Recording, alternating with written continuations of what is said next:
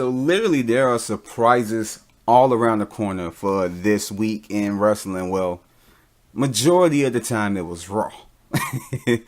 Hold on, that ain't sound right. But in any case, so these two shows, Raw and SmackDown, are the Raw and SmackDown after WrestleMania.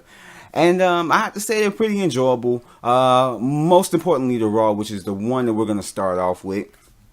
And I still am trying to find the format of this show. So bear with me. I know I went from just talking about the good and the bad, and then I went from just breaking down the whole show, what, happened first, second, third, and blah, blah, blah. I'm just trying to find my footing. I'm just trying to find what the format is. So because this show, I try and keep all of my podcasts between 20 to 30 minutes. A lot of times they might run over 30 something. I try not to keep them too long. And then this podcast, I end up doing this, and this ends up running about 30 plus minutes because of everything that I'm breaking down. So I'm trying to crunch everything down to a smaller bite-sized thing, and then that way I can give you my thoughts and stuff, and then, not really go through everything, just the stuff that matters to me, the stuff that I care about, the big things of Raw and SmackDown.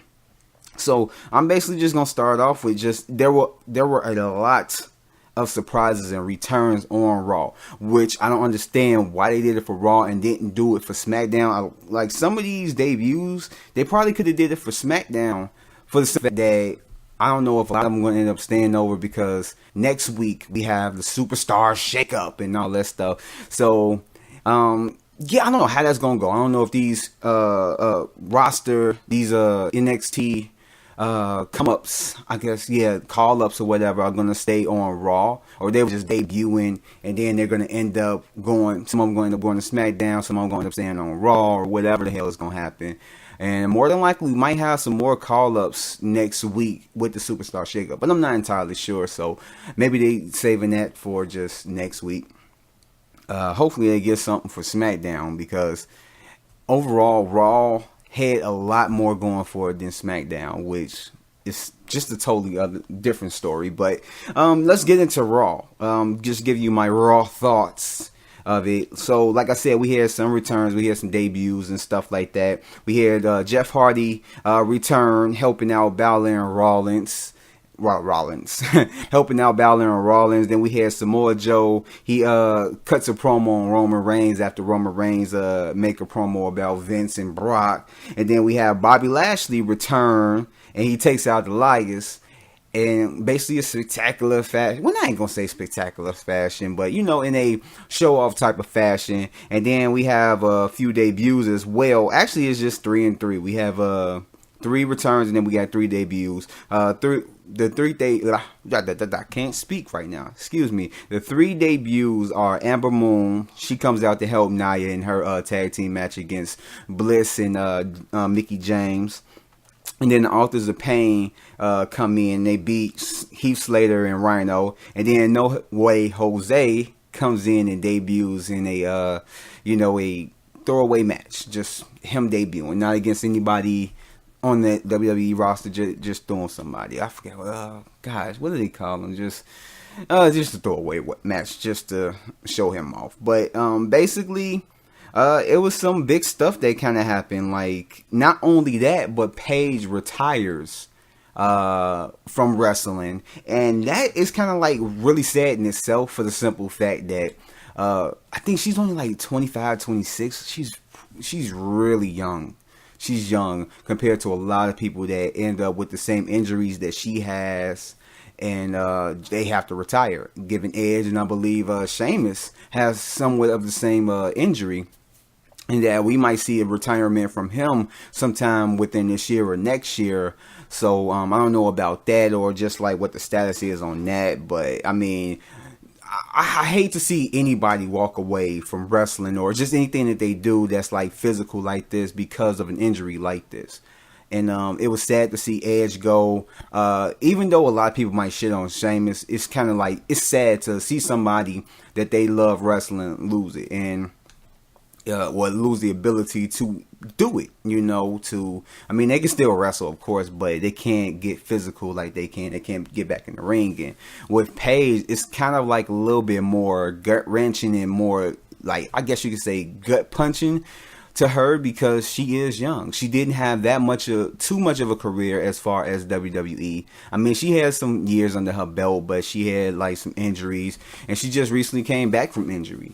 They cleared her, and she didn't really have that long of a run before she got put back on the shelf, and now she's on the shelf permanently. And they just kept her, walking out with Mandy Rose and what's her name, Sonya Deville, and they didn't know what they were gonna do, or they were just waiting it out to see what, or just waiting until the night after WrestleMania to do this. But yeah, she finally came out and retired. And so, we don't have any more Absolution. So more than likely, Sonya Deville and Mandy Rose are more than likely just going to be a tag team. They're probably going to keep the name Absolution. Or they're probably going to give them just like Rose and Deville or something like that. Just something to go off of. But, I mean, it's just sad to see that happen to somebody who loves wrestling. Who not only loves wrestling, but wrestling is in their blood. Like, wrestling is all that they know. Having family in wrestling, and just you growing up, and that's what you want to do, and you see your parents be wrestlers. I think her brother is a wrestler as well, or he wrestled. I don't know if he still does, but wrestling is in the family. And so she got hit with this, and at a pretty young age. She's not even 30, and she got hit with this. So this must be really just like, this must have really tore her apart. I could really feel for her. No matter how you felt about Paige, with all the stuff that came out with her and the sex tapes and everything that went down with that, and Alberto Del Rio, no matter how you felt about it, hate or love her, you got to feel for the girl, to have something that you love doing. Just imagine,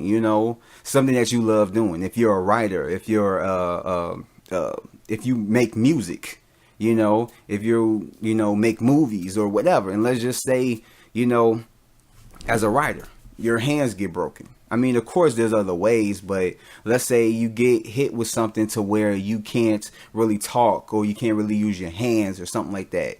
It's kind of like, it's just that. Or if you're a singer and you love singing. Matter of fact, this is a better one. If you love singing and you get hit with a disease that basically prevents you from singing. Or if you love music is your life, and then you become deaf. I mean, there's ways where people can still do it, but what's the point of really loving music if you can't hear it? What's the point of really loving singing, if you can't sing, I mean, I get it. You can still, whatever, lip sing. You ain't got to make noise or whatever, but, it's like that, She lost the ability to perform in front of a crowd, in front of the big stage. And I mean, and she was on like the biggest, she was in the biggest company. It wasn't like she was in TNA. It wasn't like she was on the Indies, ROH or anything else.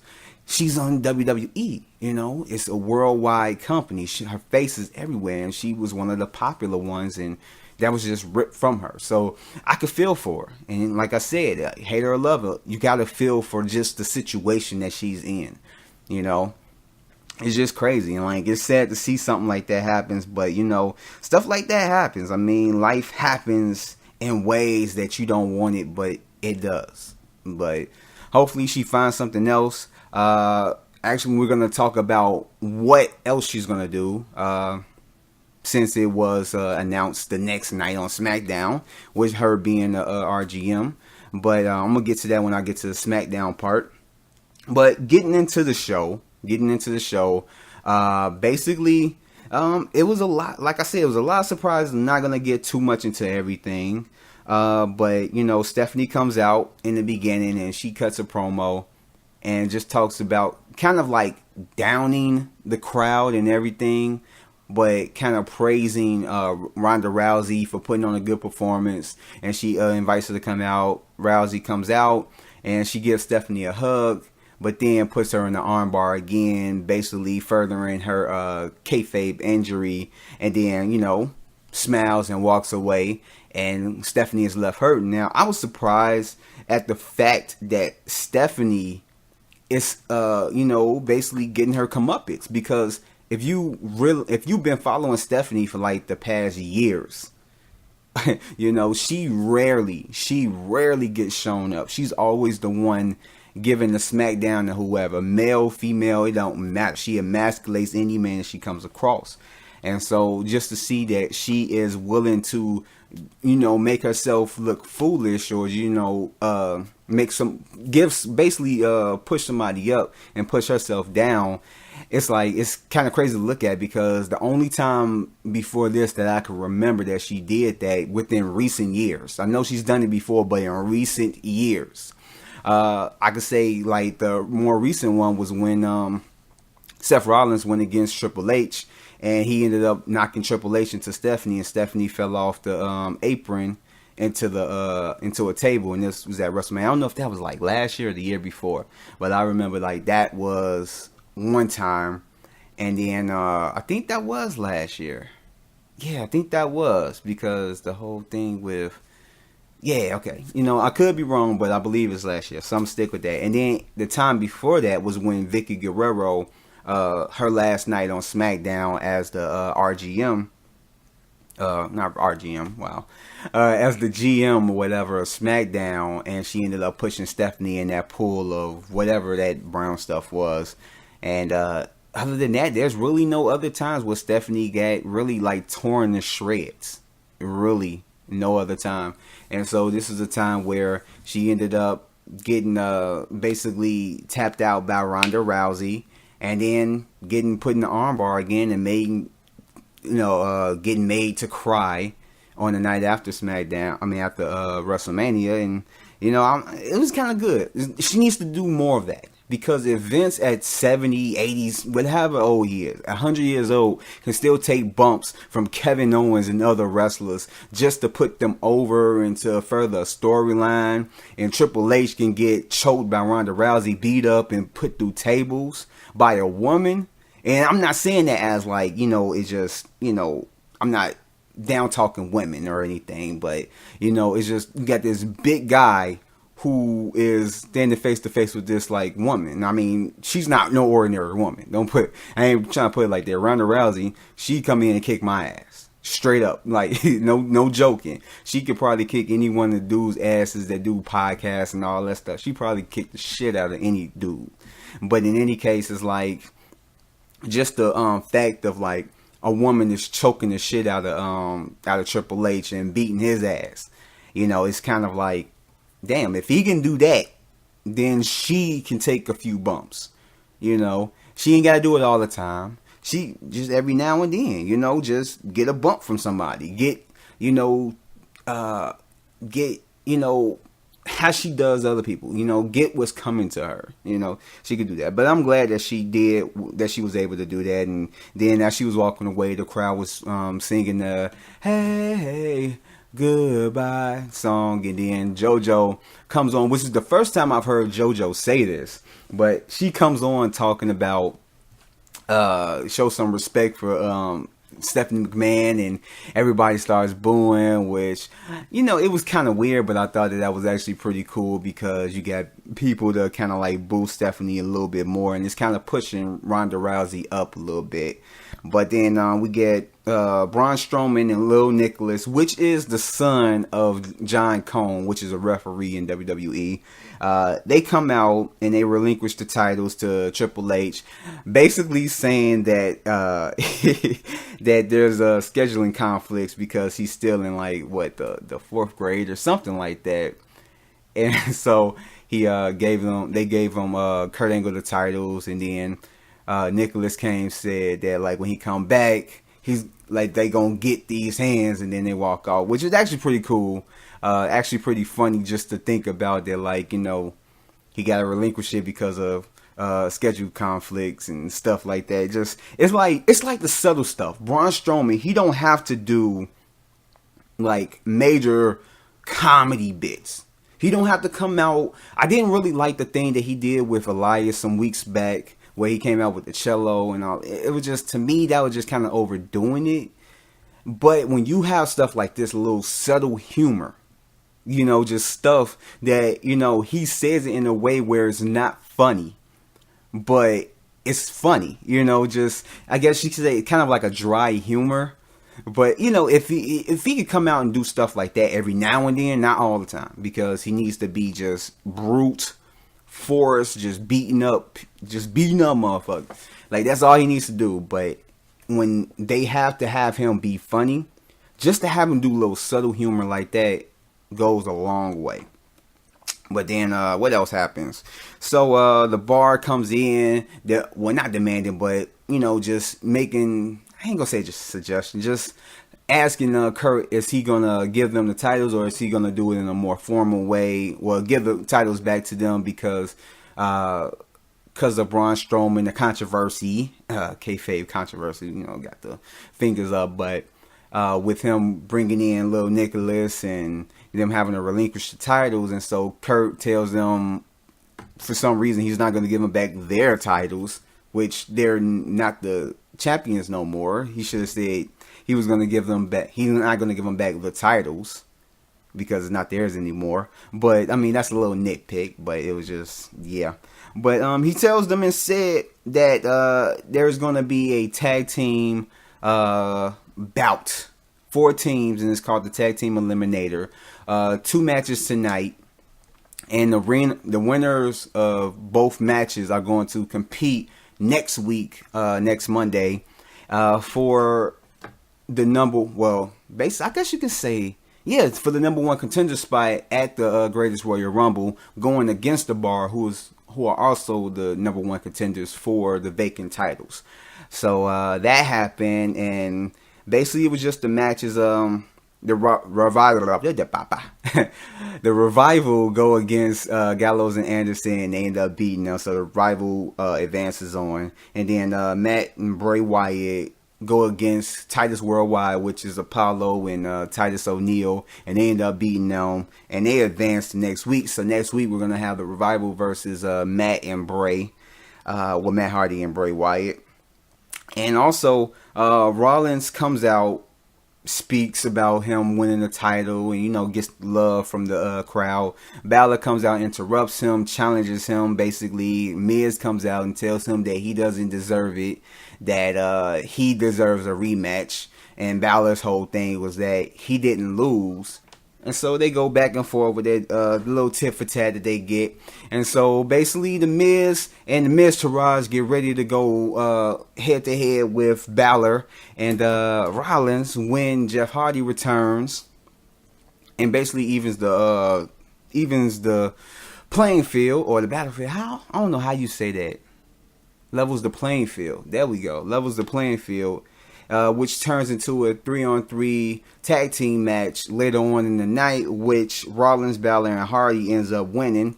And then also on the card, we had Sasha go against Mandy Rose, and this is before the whole Paige retire match. And basically, Bayley causes Sasha to lose the match by accidentally hitting her when she was trying to aim for Mandy Rose, and so it causes more friction between there. And of course, seeing Sasha on any show is a plus because Sasha is just sexy as hell.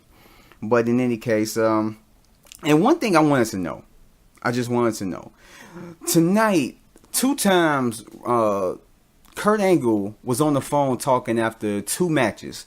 One of them was, what was it? One of them was the Zayn's, hold on. It was before the Zayn's Owen match. And it was during another match. I think it was before his interaction with Braun Strowman and Nicholas.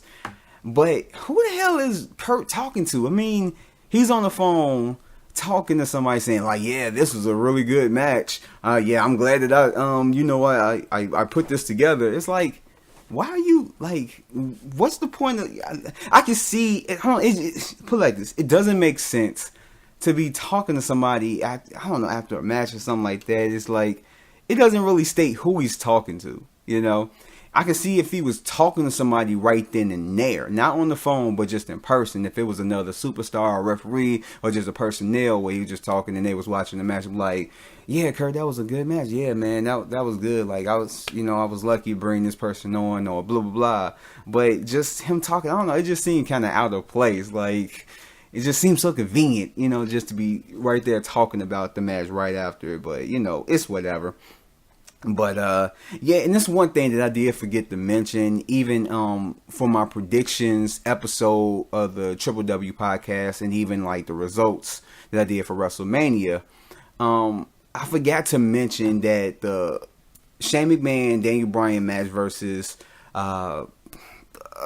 Kevin Owens and Sami Zayn. I don't know why I'm blanking on the names, but I forgot to mention that it was a career match. That if not career match, but basically if Zayn and Owen win, then they get to keep their jobs on, for being on SmackDown Live. But if they lost, then they're losing. I forgot to mention that stipulation. That was my fault. I don't know why. I remembered it after I did the predictions episode, and then I remembered it before I did the predictions episode, but forgot while I was doing it, and then I remembered it during WrestleMania. I was like, okay, dang, I forgot to mention that. I'm gonna mention it during the results, but then I forgot to talk about it again. So now I'm mentioning it.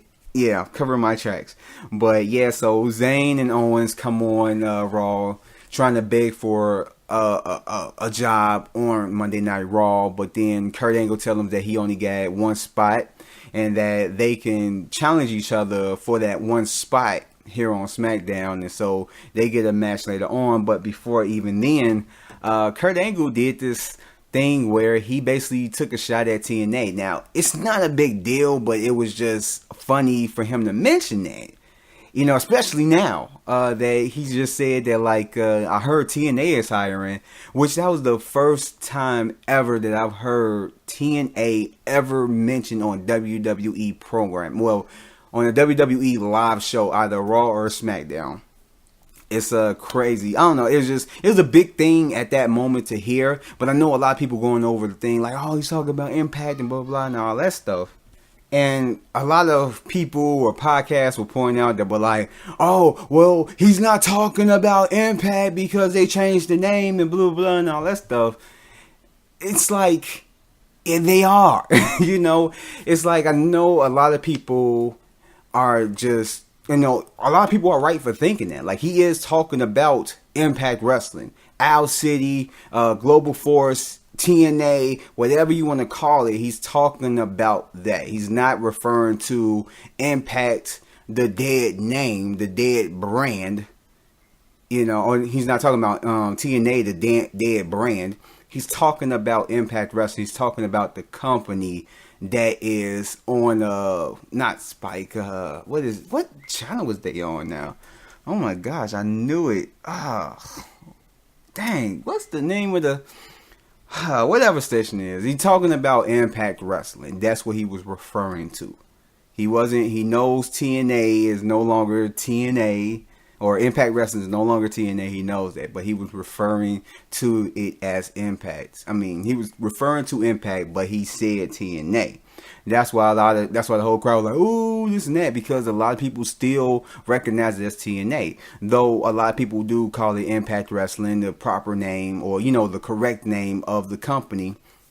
But yet at the same time, if somebody were to say, oh, TNA just signed somebody yesterday, or TNA just signed this and that, you're going to think of Impact Wrestling, Even if they don't correct themselves by saying, oh, my bad, I mean Impact Wrestling. Even if they don't correct themselves with that, they still, we still know what they're referring to. So, yeah, he's talking about Impact Wrestling. He just said TNA. Which I know a lot of people blew up about it, TNA and, WWE fans, just talking about, oh, they mentioned TNA, blah, blah.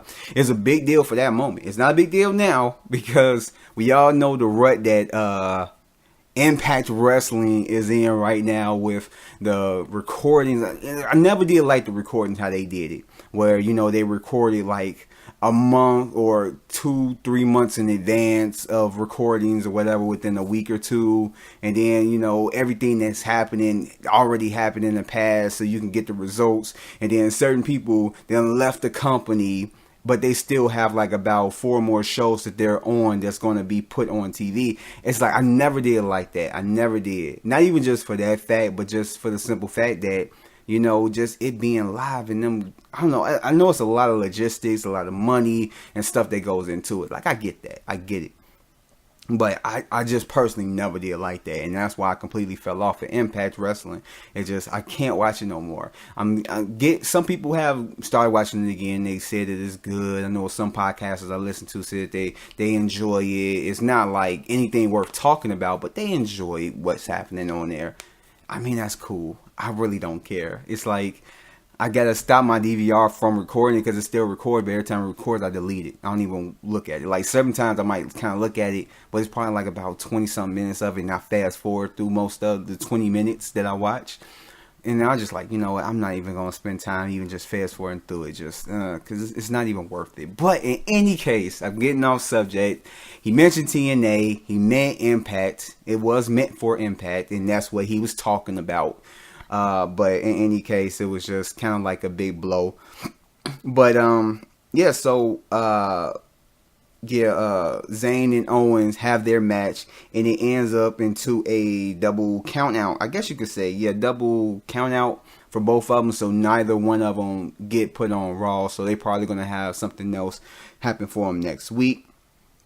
And really, that's it for Raw. I mean, there's nothing really more else to cover. I know I said that wrong or whatever the heck, but yeah, so there's really nothing else to cover on Raw. So let me go ahead and get into SmackDown real quick. So SmackDown really, like I said, didn't have too many surprises like Raw did. I feel like they could have had a few of those surprises for Raw. But, Daniel Bryan now is a full-time wrestler, and Paige replaces him as GM of Raw. And so she basically makes the match for the main event for SmackDown. Is Daniel Bryan versus AJ Styles. And so, yeah, we really nothing else of note happens on SmackDown Live, which is sad to say because it's just, you would think that they would try and put, eyes on both, products instead of just eyes on, the flagship show as they call it, and then SmackDown Live, they just do whatever. But yeah, I don't know. But Nakamura later has an interview with Renee Young, and she's asking him why did he attack, AJ Styles at WrestleMania. And so he basically plays around with it and gives a not realistic apology, and she calls him out on that, and he says that he doesn't speak any English. And that was actually kind of pretty funny. I enjoyed that. But other than that, Peyton Royce and Billie Kay from NXT debut on SmackDown, and they basically start off by trash talking Charlotte. They interrupt her during her promo. They trash talk her, jump her, and out of everything that they did, the power bomb on the outside to Charlotte was kind of like a thing. I was like, that was kind of, whatever. And I know a lot of times, wrestlers, if they do something to another wrestler by accident, something that, that they could have prevented, but they ended up doing it on accident, something like that, the other wrestler make them pay by giving them they would call it a receipt. Basically just bring you back some months when Braun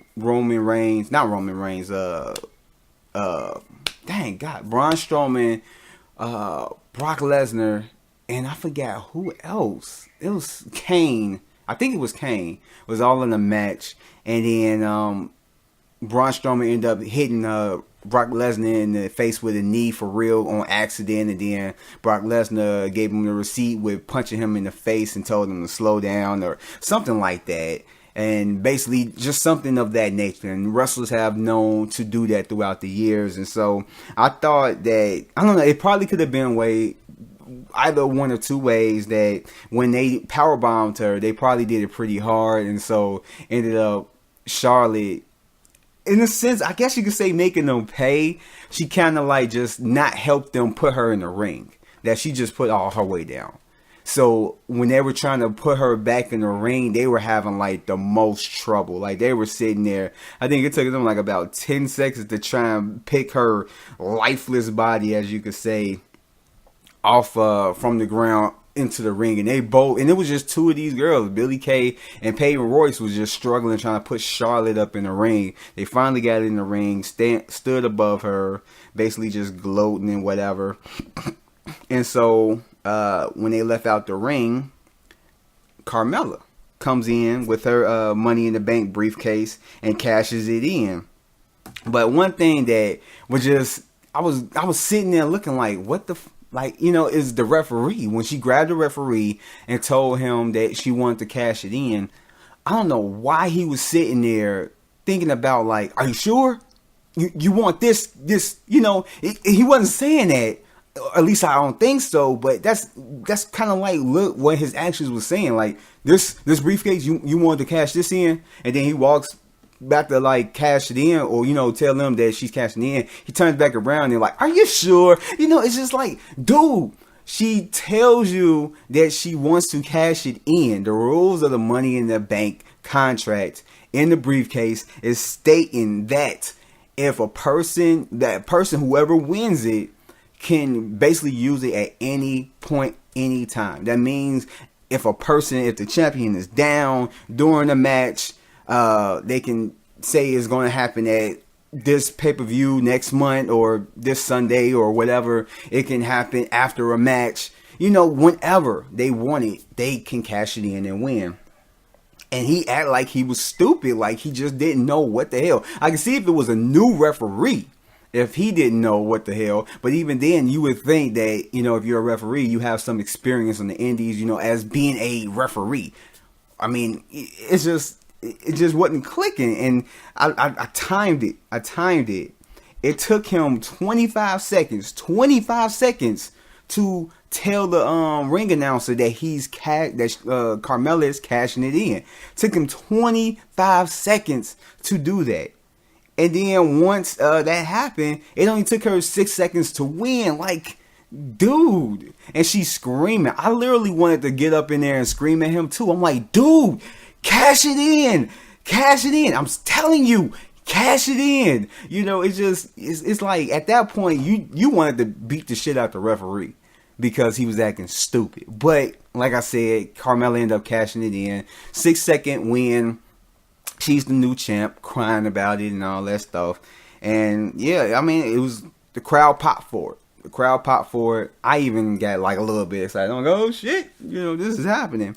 Then we got Rusev being the number one contender for Jinder Mahal's U.S. title when he basically went against Orton and Bobby Roode and won in that triple threat match. So it's going to be them. And I believe that's going to happen that's not even going to happen at the Greatest Royal Rumble because he's going after The Undertaker, Rusev. So that's probably going to happen sometime in the future, probably at Backlash. I think that's the next one. Yeah, Backlash, because that's the one that they were advertising. And so at the end, we have Daniel Bryan and AJ Styles going at each other, which Nakamura interferes at the end, and he takes out both of them. But one of the things that did kind of stood out to me in the match is that Daniel Bryan, because of him having the concussions in the past and him just now being clear after 2-3 years, they're doing I think an impact test, what they call it, after every match that he have, or after every encounter or physicality that he has in the ring, just to make sure that everything is all right and stuff like that. And so it was 2 points in the match where, actually I guess you could say 3, but not really, and I'm gonna get to that. 2 points in the match really that caught me to where it's like, damn, they gonna really have to do a test after that. It's like when you watch a Daniel Bryan match, now you kind of look at it like, oh, he kind of bumped his head a little hard on that. Oh, I hope he don't bump his head. You kind of cringe because you don't want him to do anything that's going to put him back on the shelf. And then this time, there more than likely ain't no coming back. So him and AJ is going to have to fight for the GM spot. But in any case, so he ends up basically hitting his head hard, trying to do a flying knee, which is countered by AJ Styles, and he hits his head on there. And then there was a one point where he's trying to do a high risk maneuver off the top rope with AJ Styles, but AJ Styles ends up falling. They end up falling, and AJ Styles ends up falling on his head, on Daniel Bryan's head, and then Daniel Bryan holds his head. So it's like, damn, twice. And then that's when Nakamura comes out. He gives the Kinshasa to Daniel Bryan, which I know he's not making full contact, but still, if he made a little contact, it's like, yeah, he already did his head twice, and he just got cleared, from the concussions and stuff. So I'm like, yeah. And then after that, Nakamura does a Kinshasa. Now he gives 2 low blows to AJ Styles and gives him the Kinshasa as well. So more than likely, this is going to evolve into a triple threat match. Probably not at the Greatest Royal Rumble, but more than likely probably at Backlash, which that will probably be a good match to do. Or either they're going to do next week Nakamura versus Daniel Bryan for the #1 contendership, which that probably be good. But more than likely, that's going to end up in a triple threat match as well. So, hey, it is what it is. But yeah, that's all of what happened on Raw and SmackDown. There's a few things that I didn't cover. They didn't really, stand out to me or didn't care too much about. But those are the big things that I wanted to talk about. And like I said, I always try and go for 20 to 30 minutes. And I always end up going a bit over. And so I'm over 35 minutes right now. So I'm about to go ahead and end it. Plus, that's all I really had to talk about. I wanted to talk about the Rusev Undertaker thing, but I think I'm going to talk that on the next week's episode of the Triple W podcast. And I'd like to thank you guys for joining me on this 7th edition. I think this is the 7th edition.